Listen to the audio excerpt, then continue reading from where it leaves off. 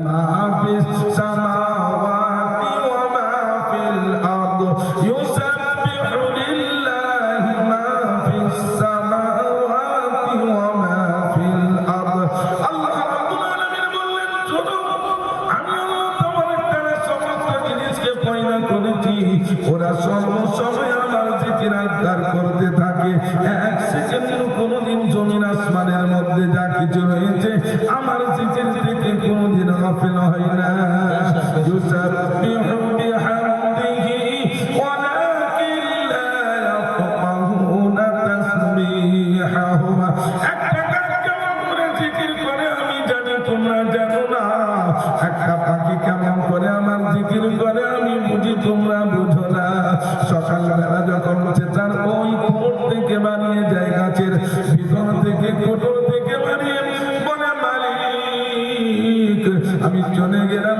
দুনিয়ার বেদাতে উড়ে উড়ে আমি কোথায় আমার দোকান নেই দানি নেই হাট নেই বাজার নেই গাছ নেই পাড়া নেই আমার কোনো মেজরিটি নেই মাইনরিটি নেই আমার কোনো ব্যাংক ব্যালেন্স নেই মালিক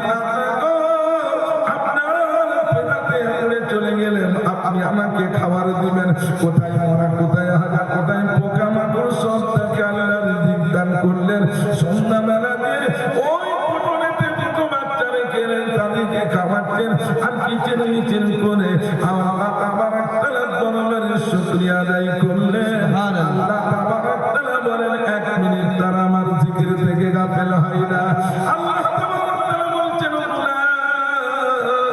শোনো শোনো একটা ছোট্ট মৌমাছিকে উদাহরণ স্বরূপ নিয়ে নাও কোরআন ঘোষণা দিচ্ছেন ওয়া আওহা রাব্বুকা ইলান নাহলি আন তাখিযি মিনাল জিবালি বুরুদান ওয়া মিনাশ শাজারি ওয়া মিম্মা ইয়া'রিশুন একটা ছোট্ট মৌমাছি গাছের মধ্যে বাস করে আমার আল্লাহ তাবারক তাআলা বলেছেন মাছি রে তুমি কার জন্য 3টে জায়গা অ্যালটমেন্ট করে দিলাম হয় গাছের কোটরে থাকবে পাহাড়ের গুহাতে থাকবে তাহলে মানুষের বাড়ির পথ চালাতে বাইরে চালাতে বাস করবে 3 জায়গা ছাড়া 4th জায়গা তোমার জন্য দিই না ওই মৌমাছি যারা চুলা পাঠে ঘুরে 3 জায়গা ছাড়া 4 জায়গাতে ব্যবহার করে না আল্লাহ বলেন ওই মাখলুক কোনদিন আমার নাফরমানি করে না সেই জন্য আমাদের হিসাব নেব না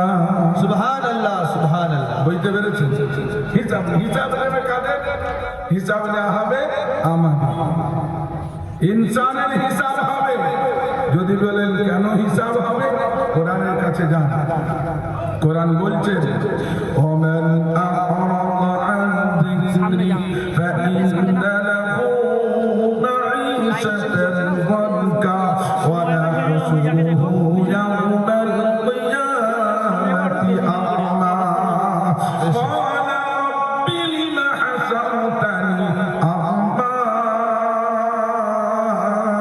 ফাকাদ কুনতু বাসীরা আল্লাহ আমার কালাম আমি তোমাকে সুন্দর করে পয়দা করলাম তারপর কেন তুমি আমার জিকির থেকে গাফেল হলে আমি আল্লাহ রাব্বুল আলামিন মিন নুতফাতিল ইউমনা সুম্মা কানা আলাকাতান ফাখালাকা ফাসাওয়া তোমার ওজুদ দান করলাম আমি আল্লাহ তুমি আস্তে আস্তে বড় হলে তুমি আস্তে আস্তে মায়ের পেটে বাস করলে আমি আল্লাহ কোন তৈরি করলাম কোনের পরে গোশ তৈরি করলাম আর গোশের পরে তার মধ্যে হাড় টানিয়ে দিলাম হাড় টানানোর পর তোমার মায়ের পেটটাকে আমি ফ্যাক্টরি তৈরি করেছি আর আমি আল্লাহ খালাকতু বিয়াদাইয়া নিজের হাতের কুদরতের দ্বারাতে তোমার জিসমের সংগঠন তোমার মায়ের পেটে আমি করেছি সুবহানাল্লাহ সুবহানাল্লাহ ইয়াহবু লিমান ইয়াশাউ ইনাসা ওয়া ইয়াহবু লিমান ইয়াশাউ যুকুর আও ইউযাব্বিহুম যুকুরান ওয়া ইনাসা ওয়া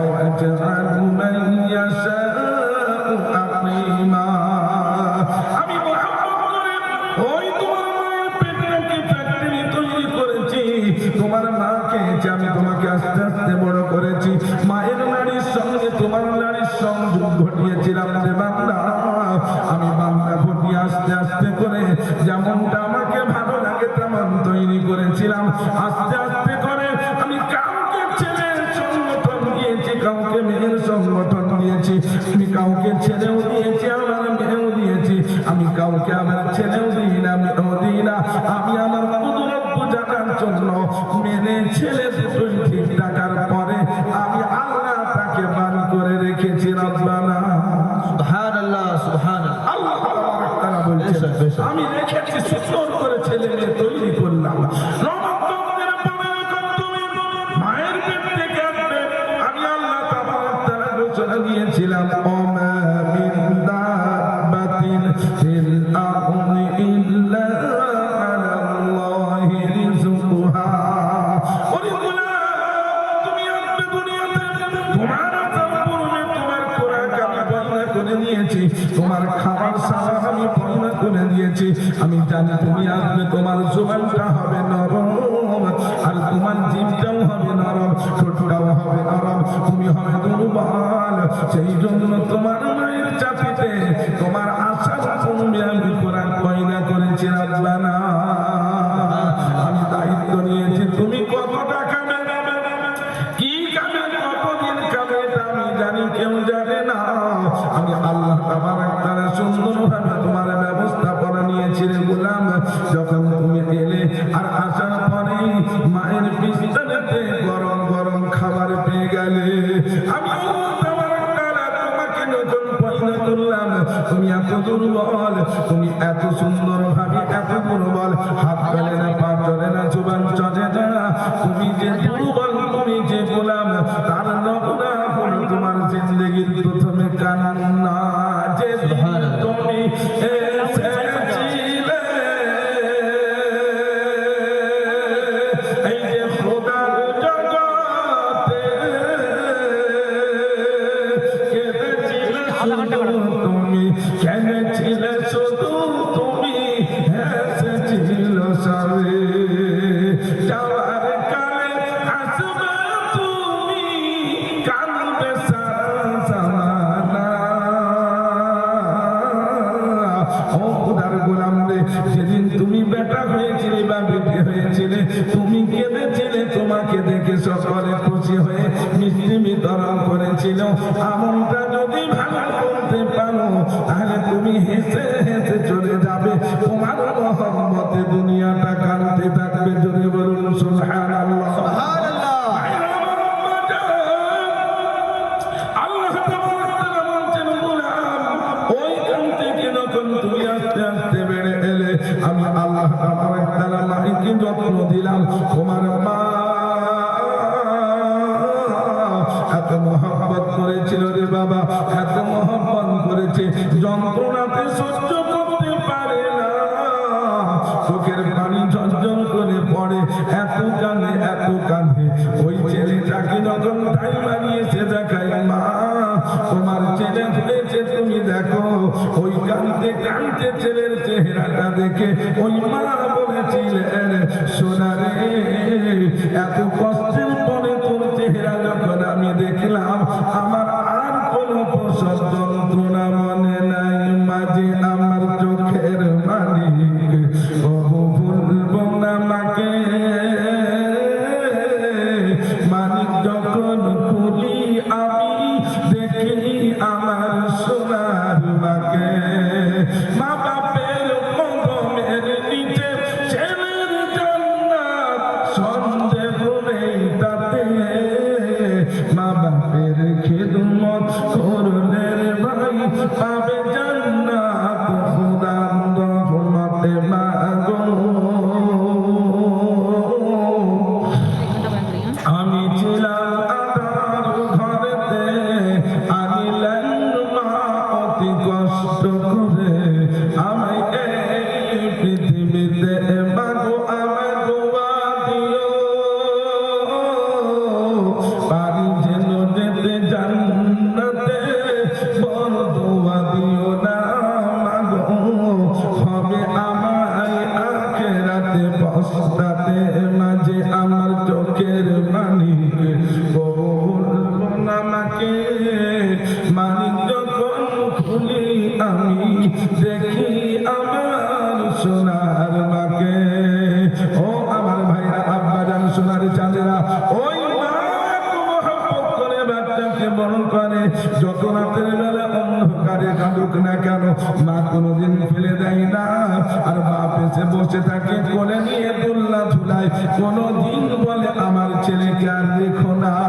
মা বাপ দুইজনে মিলে এত কষ্ট করে মানুষ করে রে বাবা। ওই মা বাপকে যদি কষ্ট দাও, আমার আল্লাহ বলছেন কাবা শরীফের দেওয়ালে যদি মাথা ঢুকে, জমজমের পানিতে যদি উযু করে, বাইতুল্লাহর ভিতরে যদি নামাজ পড়ো, আর তোমার মা বাপরা যদি নারাজ থাকে, আমি আল্লাহ কোনোদিন নামাজ কবুল করো না। এটা হলো মা বাপের মর্যাদা। ভাইরা আমার, আব্বা তোমার চাঁদেরা, সেই সময় আল্লাহ বলছেন তুমি সেই মুহূর্তে আমাকে স্মরণ করেছিলে না, সেই জন্য সেই বাবা মাকে কেউ কোনো জীবনে কষ্ট দিও না। ভাইরা আমার, আব্বাজান, সোনার চাঁদেরা, বাপ মা যে কি জিনিস সেটা যদি আপনি বুঝতে পারেন, সেই বাপ মাকে কেউ কোনোদিন কষ্ট দিবে না। আমি পরশুদিন আমার একজন বন্ধুর কাছ থেকে শুনলাম, তিনার বাড়ি হচ্ছে বাংলাদেশে। আজ থেকে প্রায় 12 থেকে 13 বছরের আগেকারের ঘটনা। মা বাপ যে কি জিনিস, বাপজি আমার সোনা। অতএব সেই বাপ মাকে যদি কেউ কষ্ট দেয়, আল্লাহ তাবারক তাআলা কোনোদিন তাকে মাফ করবে না। অতএব আল্লাহ বলেছেন তোমার কোনো হরকতের দ্বারাতে, তোমার কোনো মুআমিলার দ্বারাতে বাপ মা যদি বলে দেয়, তোমার আমলটা ধ্বংস হয়ে যাবে, আমার কাছে তুমি কোনদিন কবুল হবে না। অতএব বলেছিলেন ভাই, একজন লোক ঢাকা বাংলাদেশের সাইডে খুলনাতে তার বাড়ি, থাকে দুবাইতে। কোথায়? দুবাইতে থাকে। থাকতে থাকতে তাকে বলে দিয়েছে ডাক্তার, কি জানেন, যে তুমি 3 মাস আর বাঁচবে, আর বাঁচবে মাত্র 3 মাস বাঁচবে। প্র্যাকটিক্যাল ঘটনা আপনাদের শোনাচ্ছি।